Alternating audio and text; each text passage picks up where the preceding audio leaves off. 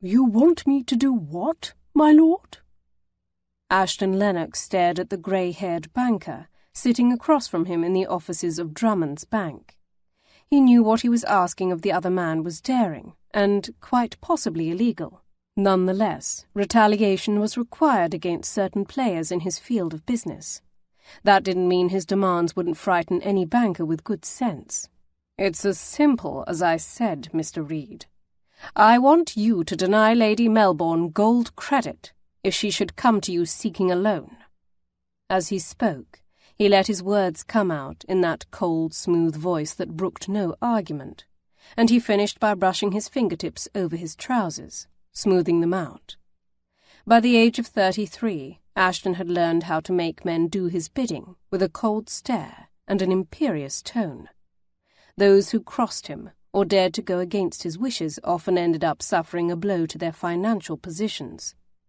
"But, my lord," Mr. Reed said, his eyes as wide as teacup saucers, "she's always been a valued client here." "I've no doubt of it, but you and I have an understanding, do we not?" Despite his tone, it was not a question. Ashton met Reed's now frightened gaze. "It was I, as you'll recall, who assisted you in selecting the consols to invest in last year. You were able to buy a country house in Sussex with the profits you made, were you not? I would think you'd like to keep my counsel on future matters." The old banker's throat worked, and he managed a shaky nod. "I'm grateful, of course, but with regard to the lady in question, she is—" He struggled for words. "Troublesome," Ashton supplied, the word escaping on a growl as his cool demeanour threatened to unravel whenever he thought of her. Lady Rosalind Melbourne was more than just troublesome. As owner of Melbourne, Shelley and Company, she'd spent the last several months stealing bids on shipping lines and purchasing other companies by underbidding him. The woman was a menace. He'd done everything a reasonable man could do by offering to buy out her shares and attempting to go about his business, but she'd undermined his every effort, or more to the point, every legal effort. Had she been a man, he would have admired her tactics, the way she outflanked him, outmaneuvered him at every turn.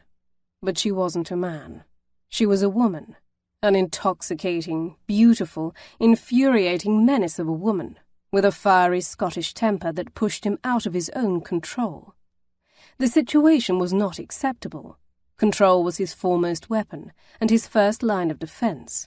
Where other men lost their bodies to passions, their minds to obsessions, and their hearts to love, he always stayed in control of himself. Except when it came to Rosalind. If she hadn't been a woman, he could have called her out long ago and settled their differences on a field at dawn. It took a moment for him to regain his focus on the matter at hand. "Are we in agreement, Mr. Reed? You will do as I've asked.